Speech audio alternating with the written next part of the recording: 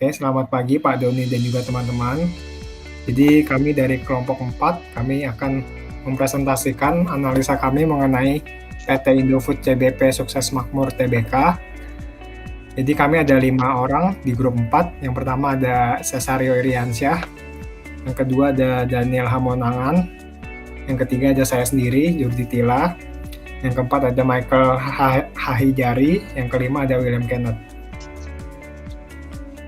Oke, jadi ini adalah outline kami. Jadi nanti kami akan menjelaskan yang pertama mengenai company background, yang kedua business ratio, comparison, external internal, forecasting, dan juga financial decision.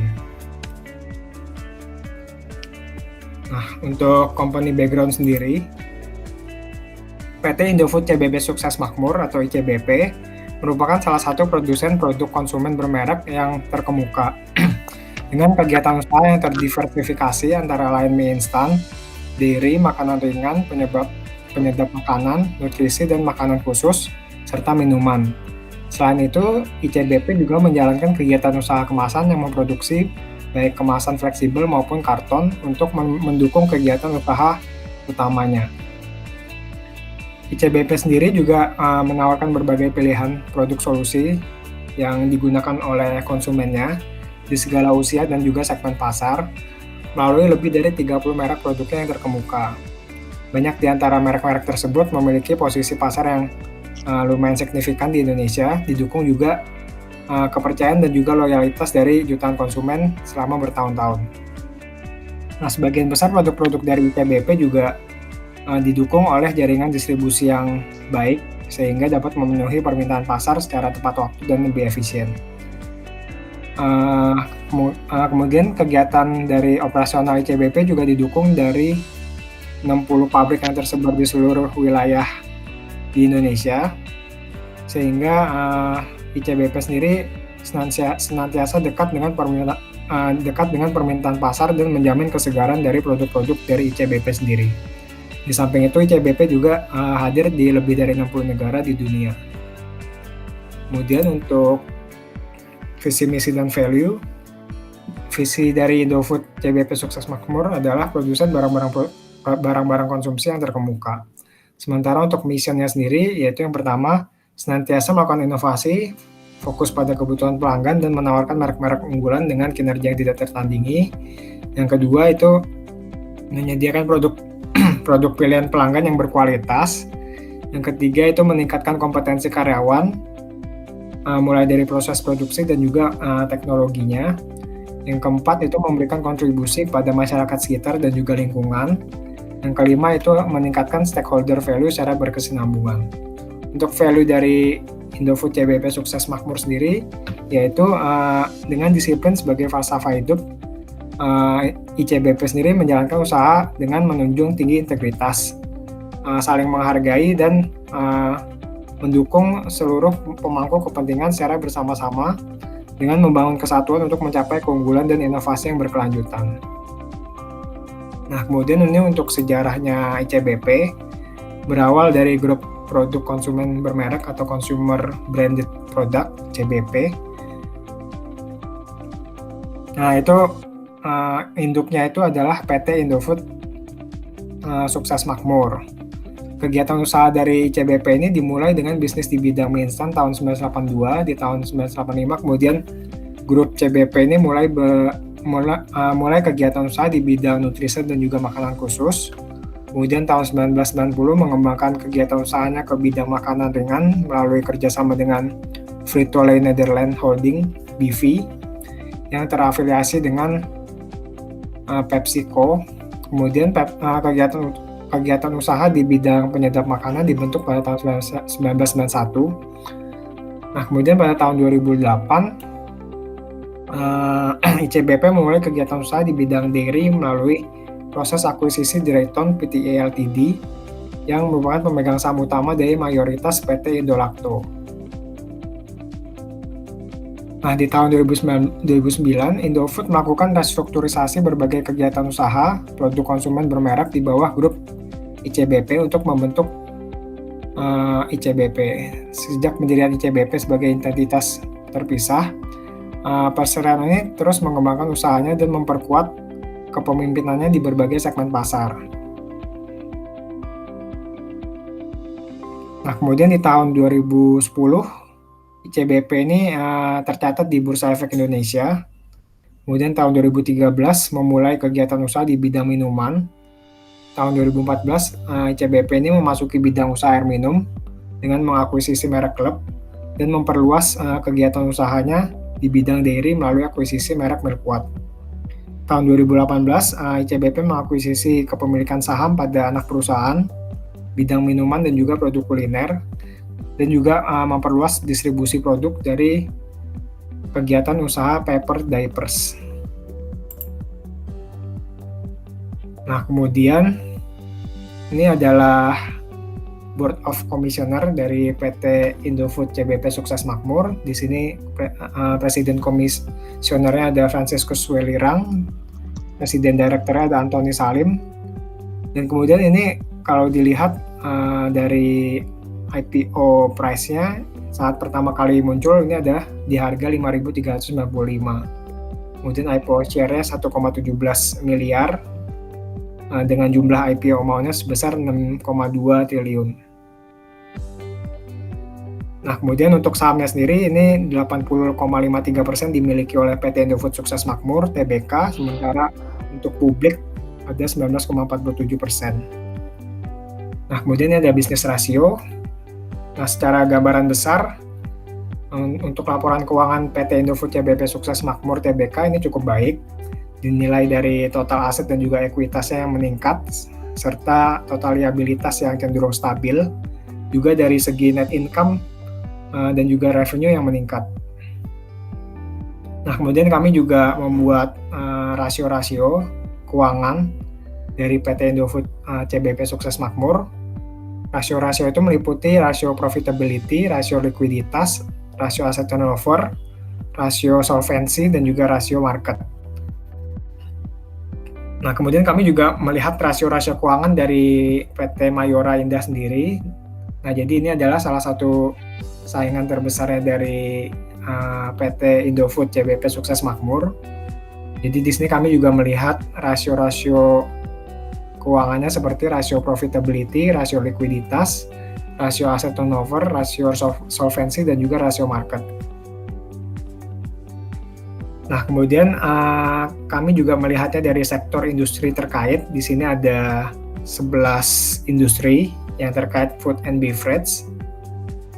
Nah, itu contohnya ada AISA, atau 3 pilar sejahtera, kemudian ada Garuda Food, ada induknya ICBP sendiri, Indofood, kemudian ada Wahana, ada juga Indosari yang seperti kita makan sehari-hari, ada Sari Roti, terus kemudian ada juga perusahaan-perusahaan seperti perusahaan-perusahaan lainnya. Nah, kemudian ini kita juga lihat sektor industri terkait, rasio profitability-nya, rasio likuiditas, rasio asset turnover, dan juga rasio solvensinya. Oke, selanjutnya akan dijelaskan oleh teman saya. Oke, selanjutnya akan saya jelaskan terkait dengan komparasi dari rasio-rasio yang sebelumnya telah dihitung. Nah, sebagaimana kita ketahui bahwa rasio-rasio tersebut tidaklah berarti tanpa bisa kita perbandingkan dengan industri yang sejenis atau kompetitor untuk mendapatkan analisa yang lebih tepat untuk Indofood CBP. Nah, di sini Indofood CBP itu masuk dalam sektor consumer goods industry di subsektor food and beverage. Di dalam subsektor food and beverage itu terdapat beberapa perusahaan, salah satunya adalah Mayora Indah Tbk. Jadi kelompok kami mengambil komparasi untuk kompetitor Mayora Indah karena hampir sejenis produk yang ditawarkan, mulai dari makanan ringan, noodles, sampai ke produk minuman dan biskuit. Dan ukuran perusahaan yang hampir mirip. Untuk yang lainnya di subsektor food and beverage itu terlalu banyak.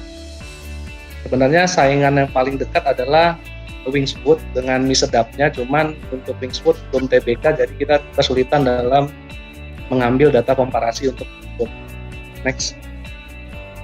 Nah, di rasio profitability dapat dilihat bahwa gross profit margin dari CBP ini berada di atas industri dan kompetitor, di mana gross profit margin-nya stabil di angka di atas 30%. Hal ini dapat diartikan bahwa penetapan harga yang dilakukan oleh Indofood CBP ini sudah sangat baik, dan juga dapat diartikan bahwa HPP dalam memproduksi produksi itu dapat dikendalikan dengan efisien oleh Indofood CBP.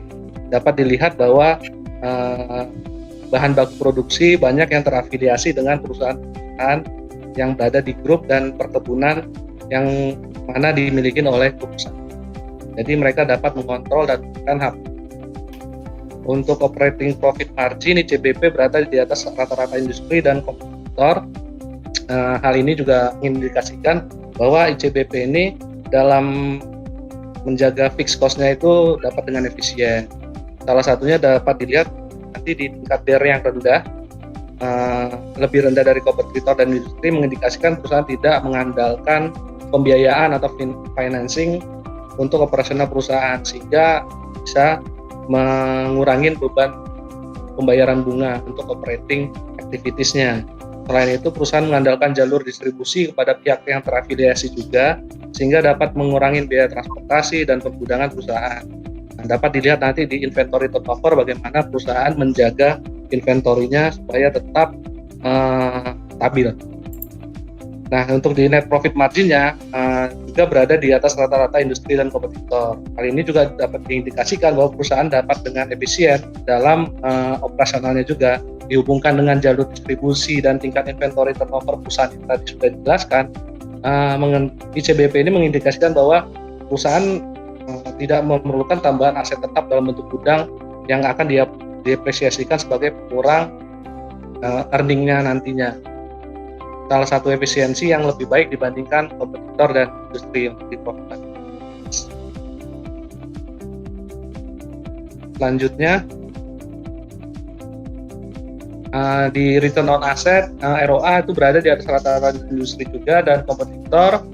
Ini suatu indikasi perusahaan efisien mengelola asetnya untuk menghasilkan pendapatan. Walaupun di tahun 2017 ICBP berada di bawah kompetitor, namun pada tahun 2018-2019 dapat melampaui kompetitornya, Mayora itu sendiri.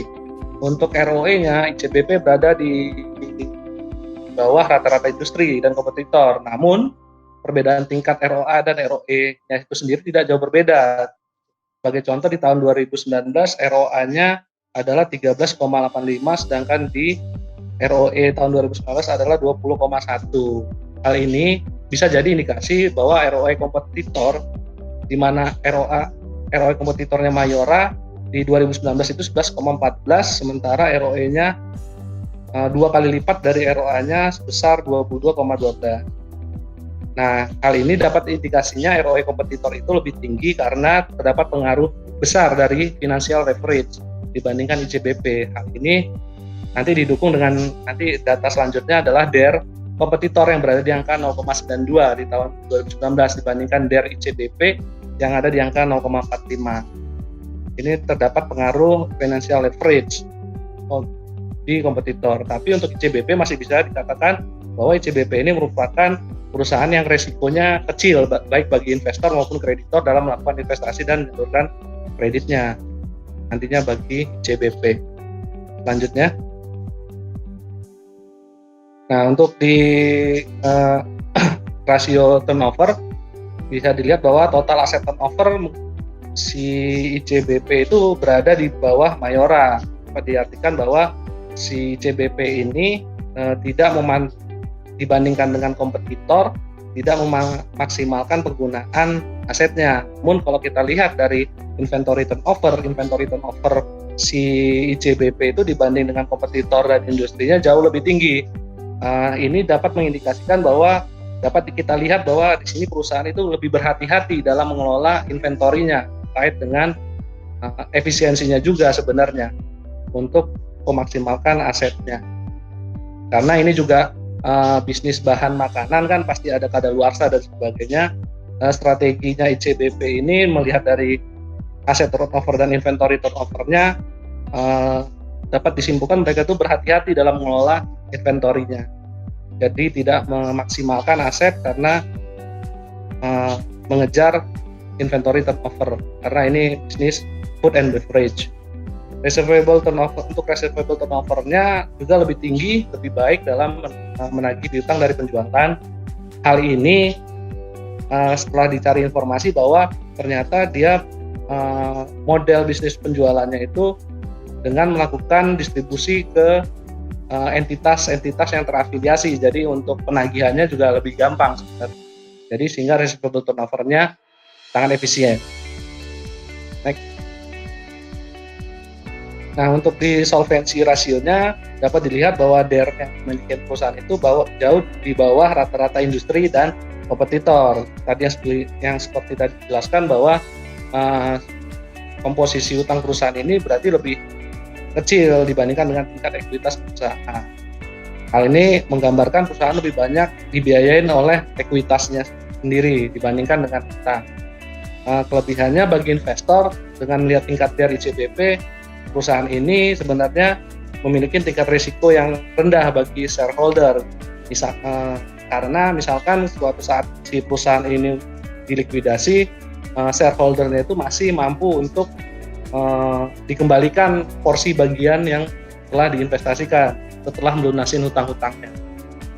Nah, yang kedua, debt to asset ratio. Jalan dengan tingkat DER yang rendah, tingkat debt to asset ratio juga lebih rendah dibanding kompetitor dan industri. Hal ini sekali lagi menunjukkan bahwa hutang kewajiban perusahaan itu lebih kecil untuk membiayai aset yang dimilikinya, sehingga perusahaan masih dapat melunasi seluruh utang dan kewajibannya dan masih punya sisa apabila dilikuidasi bagi di shareholder. Jadi sekali lagi ICBP ini masih aman untuk para investor atau untuk menanamkan investasinya di ICBP.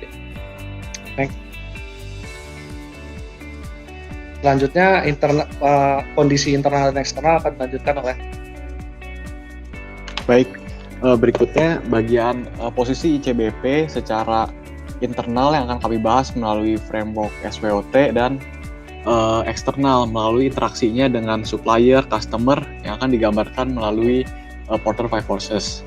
Nah, yang pertama-tama kami ingin menunjukkan bahwa kontribusi divisi terbesar adalah divisi mie instan terhadap pendapatan penjualan neto ICBP. Jadi 63,9% penjualan neto ICBP itu dari kontribusi divisi mie instan. Nah, next. Dari situ menjadi asumsi di mana kalau kita tidak bisa menggunakan ICBP secara keseluruhan, kelompok kami menggunakan divisi mie instan sebagai patokan ICBP karena sumber pendapatan utamanya dari divisi tersebut. Nah, sedikit tentang ICBP. ICBP memiliki integrasi hulu ke hilir yang kuat. Mungkin sebelumnya sudah dijelaskan bahwa ICBP itu mengambil bahan baku dan menjual ke perusahaan yang terafiliasi. Bahan baku dari Bogasari itu merupakan divisi di bawah INDF, induk usahanya ICBP. Kemasan juga berada di divisi di bawah INDF. Saat itu ICBP memiliki divisi bumbu sendiri, juga mengambil bahan baku yang banyak dari hasil perkebunan karena merupakan produk makanan yang dari perusahaan terafiliasi yaitu Salim Infomas Pratama dan Nandem Sumatera Indonesia. Dan ICBP menjual ke distributor yaitu entitas anak yang terafiliasi melalui perusahaan yang sudah TBK juga, Grup Indo Retail Makmur Internasional. Next. Nah, dari situ kami melanjutkan ke SWOT dengan asumsi bahwa integrasi vertikal yang ICBP ini sebetulnya menguntungkan ICBP, itu bukan sebaliknya. Dari asumsi tersebut kami menilai bahwa kekuatan ICBP ada pada aksesnya ke bahan baku hingga distribusi yang semuanya merupakan masih dalam satu grup, Salim Group, sehingga aksesnya seharusnya terjaga dan juga akan menjadi barrier to entry untuk perusahaan pesaing memasuki industri yang sama. Selain itu ICBP memiliki market size yang besar sehingga memiliki economic of scale yang lebih unggul. Strength lainnya adalah brand image ICBP yang baik dan juga formula bumbu dan resep yang sudah ICBP kembangkan selama ini bersama dengan brand image yang baik sudah melekat pada konsumen sehingga konsumen memiliki image bahwa rasa dari mie instan itu seharusnya ya seperti produk-produknya ICBP. Berikutnya weakness-nya ICBP, kami melihat bahwa terutama di produk mie instan ada perspektif bahwa produknya kurang sehat. Selain itu ada juga weakness lainnya, yaitu ICBP ini merupakan konglomerasi besar sehingga selain kurang agile juga memiliki banyak divisi yang menjadi kelemahan atau menyulitkan aspek kontrol, terutama akan ada masalah seperti transfer pricing problem dan masalah lainnya. Dari opportunity, ICBP memiliki peluang yang besar untuk ekspansi ke luar negeri. Juga masih ada pertumbuhan dalam negeri, pertumbuhan domestik, karena ekonomi Indonesia masih terus berkembang. Lalu ICBP juga dapat melakukan diversifikasi produk, sehingga peluang perusahaan sebetulnya masih luas. Namun di sisi lain ada juga ancaman, di mana di era globalisasi akan ada pesaing internasional dari negara lain yang dapat dengan mudah masuk ke Indonesia. Selain itu kita bisa lihat ada tren mie Korea akhir-akhir ini yang mulai mengganggu ICBP, namun mungkin belum signifikan sehingga kami masukkan sebagai ancaman karena ini akan bisa menggerus ICBP di kemudian hari jika tidak diperhatikan dengan baik. Selain itu, adanya pergeseran channel penjualnya menguasai dari hulu ke hilir hingga distribusi, namun distribusi yang fisik, yang offline. Sehingga jika consumer mulai membeli barang-barang seperti produk ICBP melalui online, maka ICBP tidak lagi memiliki integrasi ke depan. Oke, berikutnya. Nah, pada Porter 5 Forces, masih sama, kami mengasumsikan bahwa integrasi vertikal yang ICBP lakukan ini memiliki corporate governance yang baik dan fair transfer pricing. Jadi tidak merugikan entitas ICBP dan profitnya tidak diberikan ke divisi yang lainnya. Nah, dari sini kami melihat internal rivalry antara kompetitor. Kami mengambil posisi divisi noodle. Nah, Indomie itu merupakan market leader di antara kompetitor sejenisnya. Dan pesaing utamanya Wings Food yang bukan perusahaan TBK, dan selain itu juga ada Mayora yang sebelumnya sudah dibahas. Meskipun demikian, ICBP itu perusahaan yang kuat, tapi ada sedikit penurunan paksa pasar di 2015 sampai 2019. Jadi kita tahu dari internal rivalry ini kelihatannya ada pelemahan, jadi kami klasifikasikan sebagai moderate. Berikutnya, dari threat of new entrant, kami menilai ICBP rendah karena memerlukan investasi yang tinggi untuk menyaingi industri sejenis dan perlunya akses ke bahan baku, sehingga pasti harus pemain besar yang melakukan memasuki industri consumer goods atau noodle. Namun dari new entrant sebenarnya tetap ada peluang masuk walaupun kami nilai rendah. Jadi secara umum threat of new entrant-nya kelompok kami simpulkan rendah. Berikutnya, dari barang substitusi, ICBP juga memiliki produk substitusi. Kalau kita masih melihat mie, selain Indomie tetap ada pop mie dan ada mie 3 telur, cap 3 ayam. Jadi ancaman dari produk substitusi tergolong rendah karena jika konsumer bergeser ke produk substitusi, revenue-nya masih masuk ke grup ICBP. Berikutnya, bargaining power of buyer saat ini kami anggap rendah, low to moderate. Walaupun dari perspektif supply chain, ICBP itu menjual produknya ke entitas asosiasi, tadi PT Indo Marco. Tapi mungkin ada segmen tertentu yang price sensitif, jadi bisa berpindah ke kompetitor. Karena ICBP ini kalau dilawankan dengan mie domestik, terutama Indomie melawan mie sedap dan lainnya, dari salah satu sumber kami lihat bahwa posisi Indomie ini mulai berada di atas, jadi menunjukkan kualitas namun dengan harga yang lumayan mahal gitu, relatif ke pesaing domestiknya. Nah, selain itu ada juga ancaman disrupsi channel yang mungkin sebelumnya sudah saya bahas di SWOT. Jadi kalau misalnya ada disrupsi ini, maka bargaining power of buyer akan bergeser karena yang membeli ke ICBP bukan lagi Indomarko, tapi bisa saja misalnya GDID. Maka posisi bargaining power-nya akan berubah. Oke, berikutnya, pada bargaining power of supplier, kami klasifikasikan sebagai rendah karena jauh panjang ke belakang itu merupakan perusahaan asosiasi dari grup Salim, dari Bogasari, dari Kemasan, juga perkebunan merupakan entitas asosiasi. Jadi kami asumsikan bahwa selama corporate governance-nya dan baik dan melakukan transfer pricing yang fair, maka hal ini menguntungkan ICBP. Oke, berikutnya.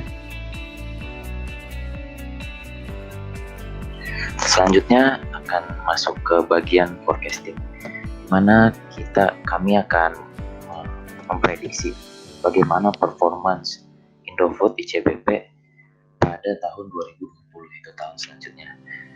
Nah, berdasarkan analisis internal dan eksternal yang sebelumnya telah dijelaskan, serta target yang dinyatakan dalam laporan tahunan 2019, kami meyakini bahwa Indofood pada tahun 2020 akan mampu meningkatkan pertumbuhannya sebesar mid hingga high single digit dan meningkatkan efisiensi operasi yang berdampak juga pada peningkatan margin EBIT. Nah, untuk memulai forecasting ini, kami mulai dari memprediksi tingkat pertumbuhan net sales yang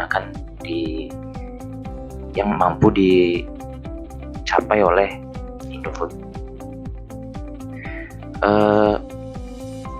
Dengan asumsi yang sebelumnya telah dijelaskan, seperti hasil eksternal dan internal analisis, kami akan menggunakan metode forecasting, yaitu forecasting linear trend.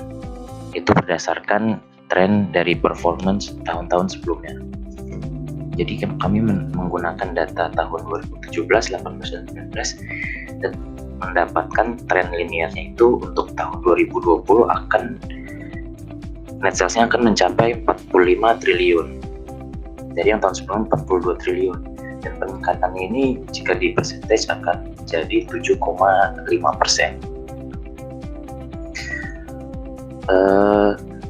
Selain peningkatan pada sales, Indofood juga akan terus meningkatkan efisiensi operasinya sehingga dapat menekan biaya variable cost maupun fixed cost yang pada akhirnya akan berdampak kepada peningkatan net profit margin.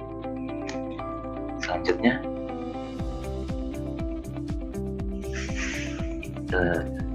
jadi pada forecasting net sales ini kami juga melakukan skenario analysis. Jadi dasarnya itu karena pada kenyataannya net sales itu memiliki banyak faktor mempengaruhinya. Nah, jadi salah satu yang kami gunakan untuk melakukan skenario analisis ini adalah besarnya historical sales volatility. Jadi secara simpelnya adalah standar deviasi dari pertumbuhan tahun-tahun sebelumnya. Nah, hasil skenario analisis ini kami mendapatkan 3 skenario. Yang pertama saja yang expected net sales. Ini adalah berdasarkan forecasting linear trend sebelumnya, yaitu 7,5%. Nah, jika optimis, maksudnya di mana Indofood mampu melakukan hal yang lebih dengan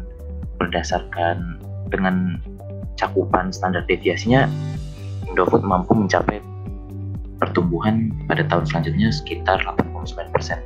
Tapi jika keadaan pesimis, Indofood akan mengalami pertumbuhan melambat menjadi 6,07%. Selanjutnya,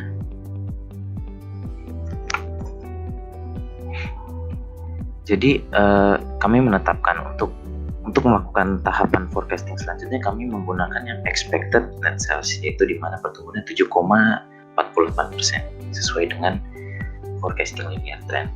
Nah, ini adalah hasil vertical analysis di mana ini menunjukkan proporsi dari masing-masing pos atau item yang ada di income statement, proporsinya dari net sales. Hasil vertical analysis ini menunjukkan kalau Indofood ini mampu meningkatkan efisiensi operasinya, dan seperti yang sudah saya katakan sebelumnya akan meningkatkan net profit margin. Dari yang tahun sebelumnya di 2019 net profit marginnya itu adalah 12,67%, jadi 13,94% ini karena peningkatan efisiensi variable cost dan fixed cost.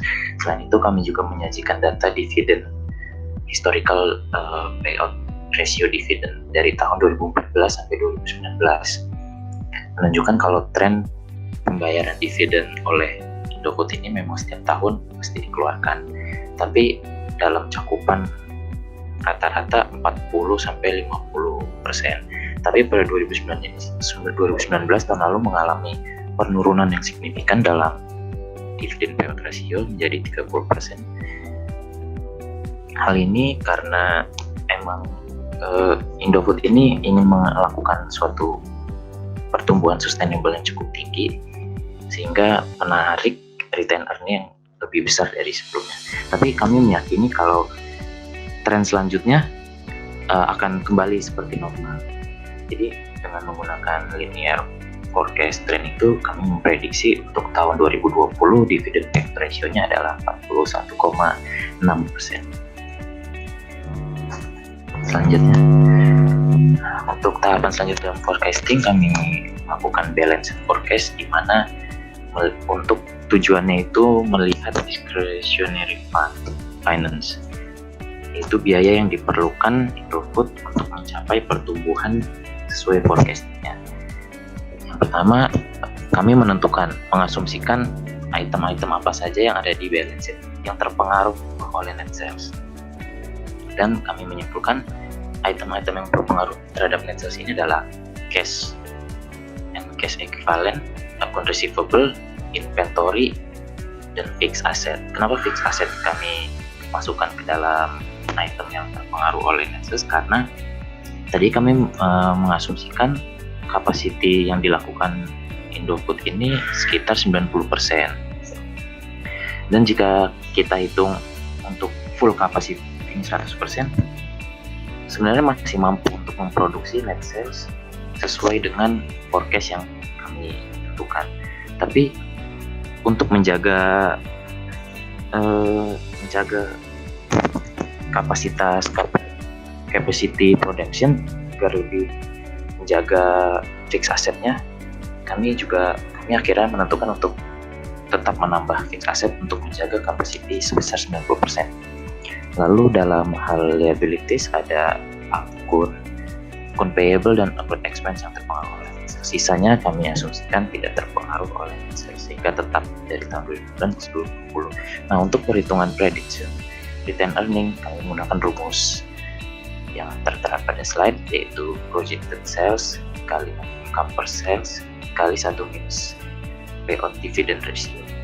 Hasilnya adalah 3,3 triliun, dan jika ditambahkan dengan return earning tahun sebelumnya akan menjadi 22 triliun. Nah, setelah didapatkan nilai total aset pada tahun 2020 dan total liabilities plus equity tahun 2020, terlihat kalau nilai liabilities dan equity ini lebih besar daripada total aset, sehingga menghasilkan nilai discretionary financing minus. Hal ini menunjukkan bahwa Indofood ICBP mampu melakukan pertumbuhan sesuai forecasting dengan hanya menggunakan internal financing yang berasal dari return earning. Bahkan hasilnya masih berlebih. Ini mengindikasikan mungkin aja dia akan ICBP mampu untuk mengeluarkan dividen lebih dari yang kami proyeksikan. Selanjutnya,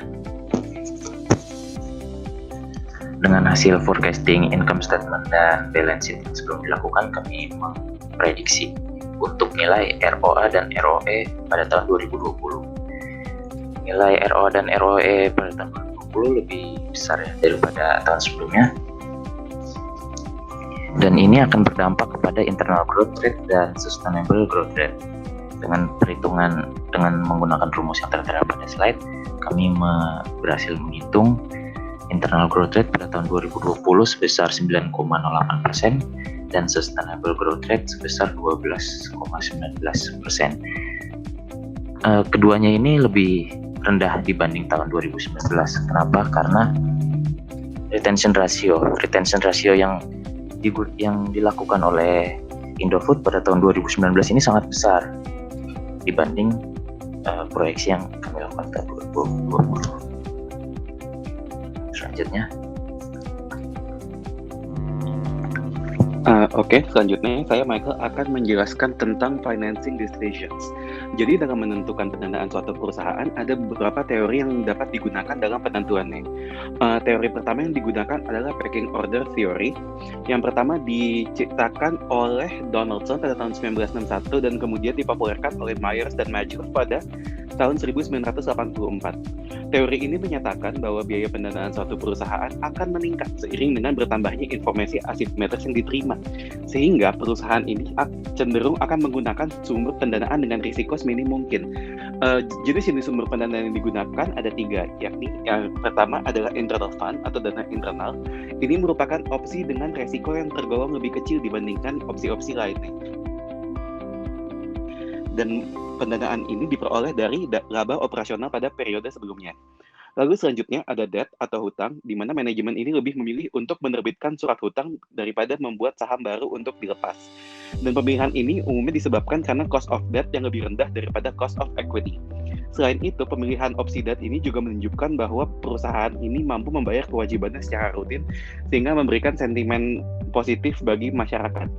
Lalu opsi terakhir adalah equity, yakni merupakan pendanaan dengan saham yang lebih berisiko ketimbang pendanaan dengan surat hutang.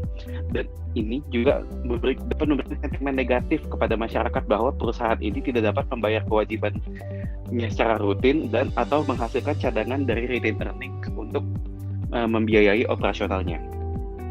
Lalu selanjutnya, teori yang dapat digunakan adalah financing decision oleh Higgins, yakni 5-factor model for financing decisions. Dari financing decisions ini terdapat 5 faktor yang dapat digunakan untuk perhitungan keputusan pendanaan, seperti yang pertama, tax benefits atau pengurang pajak dari bunga. Lalu selanjutnya ada distress costs atau kesulitan perusahaan untuk memenuhi kewajiban keuangannya. Lalu ada market signaling atau dampak dari keputusan pendanaan perusahaan yang dapat mempengaruhi pasar. Lalu ada flexibility atau financial flexibility yang di mana tingginya hutang perusahaan akan membatasi dari pilihan pendanaan perusahaan. Lalu terakhir ada management incentives, yakni di mana pendanaan melalui hutang akan memberikan tekanan kepada manajemen untuk memenuhi kewajibannya. Lalu selanjutnya, nilai dari sebuah perusahaan ini ditentukan dari profitability dan profit growth-nya dari panjang tahun-tahun terbaru. Dan performa ICBP sendiri ini akan dinilai menggunakan ratio analysis yang akan dibagi menjadi 3 analisis terpisah, yakni time series comparison, cross-sectional comparison, dan absolute benchmark comparison. Untuk time series comparison sendiri, kami menggunakan data keuangan ICBP dari tahun 2017 sampai 2019. Untuk cross-sectional comparison, kita akan membandingkan data ICBP dengan data PT Mayora Indah Tbk sebagai kompetitornya. Lalu ada absolute benchmark comparison yang membandingkan data dari ICBP dengan rata-rata industrinya. Lalu selanjutnya, untuk time series comparison, kita bisa lihat di sini bahwa rasio likuiditas dari ICBP umumnya menurun pada 2018, lalu kemudian pada 2019 kembali naik kembali pada tingkatan yang serupa dengan pada tahun 2017, sehingga di sini kita bisa lihat ICBP ini dianggap mampu membayar utang jangka pendeknya tanpa pendanaan eksternal. Lalu untuk debt to equity ratio atau DER dari ICBP cenderung menurun dari tahun ke tahun. Jadi semakin menandakan meningkatnya penggunaan dana internal untuk membiayai operasional perusahaan karena komposisi utang yang semakin menurun serta komposisi equity yang semakin meningkat. Lalu untuk times interest earn atau interest coverage ratio dari ICBP ini cenderung meningkat secara signifikan dari tahun ke tahun. Ini menandakan bahwa ICBP memiliki kemampuan membayar bunga yang semakin baik dari tahun ke tahun. Lalu untuk return on equity, ICBP memiliki pertumbuhan yang cenderung positif dari tahun ke tahun, namun dengan catatan ada penurunan sedikit sebesar 0,4 percentage point pada tahun 2019. Lalu untuk return on assets pun juga memiliki pertumbuhan yang positif dari tahun ke tahun, namun pertumbuhannya sendiri dapat dilihat agak melambat pada tahun 2019, di mana pada tahun 2012 mengalami kenaikan 2,35 percentage point dan 2019 hanya mengalami kenaikan sebesar 0,29 percentage point. Lalu selanjutnya untuk cross-sectional comparison, dari liquidity ratio sendiri, ICBP tidak memiliki perbedaan yang jauh dengan Mayora, dengan catatan bahwa Mayora ini memiliki current ratio yang lebih kuat pada tahun 2019 silam hingga mencapai 3,43 kali. Namun ICBP sendiri memiliki cash ratio yang lebih kuat, di mana ICBP pada tahun 2019 memiliki cash ratio 1,27 dan Mayora memiliki ratio 0,8. Lalu untuk debt to equity ratio, ICBP ini jauh lebih rendah jika dibandingkan dengan DER dari Mayora hingga 2 kali lipatnya. Kita bisa lihat pada tahun 2019 ICBP memiliki 45,14%, sementara Mayora mencapai 92%. Lalu untuk times interest earn dari ICBP pun juga jauh lebih baik dibandingkan dengan Mayora hingga kurang lebih 5-6 kali lipat. Dan untuk return on equity-nya, ICBP ini cenderung lebih fluktuatif dibandingkan dengan Mayora yang lebih stabil. Namun pada Mayora sendiri walaupun stabil ada penurunan sedikit demi sedikit pada tahun ke tahunnya, meskipun pada tahun 2019 tidak mencapai 1 percentage point. Lalu untuk return on assets, ICBP sendiri memiliki pertumbuhan yang positif dari tahun ke tahun, dan ini juga jauh berbeda dibandingkan dengan Mayora, meskipun Mayora memiliki tingkat pertumbuhan return on assets yang lebih rendah. Lalu selanjutnya untuk absolute benchmark comparison,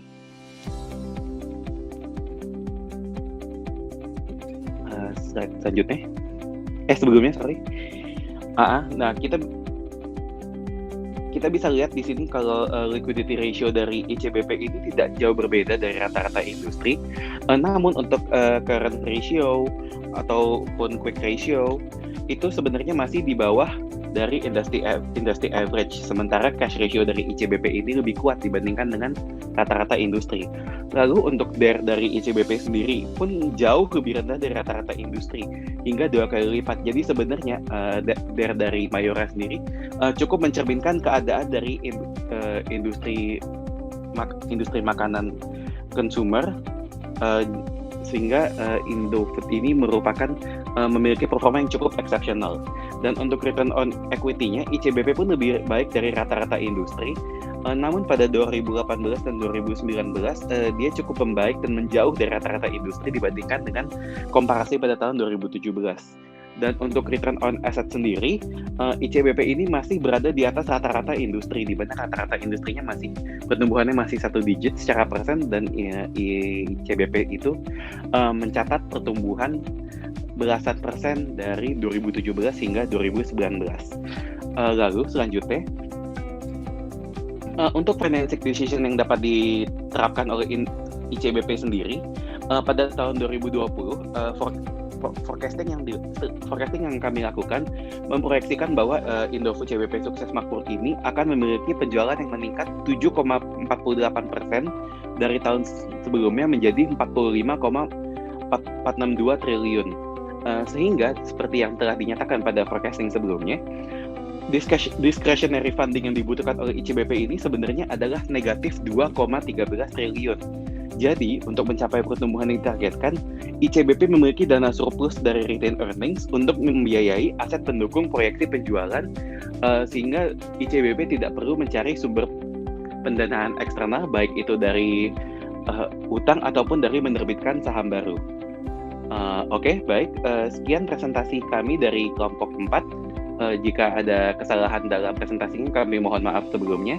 Dan jika ada feedback yang ingin disampaikan, kami akan terima dengan senang hati.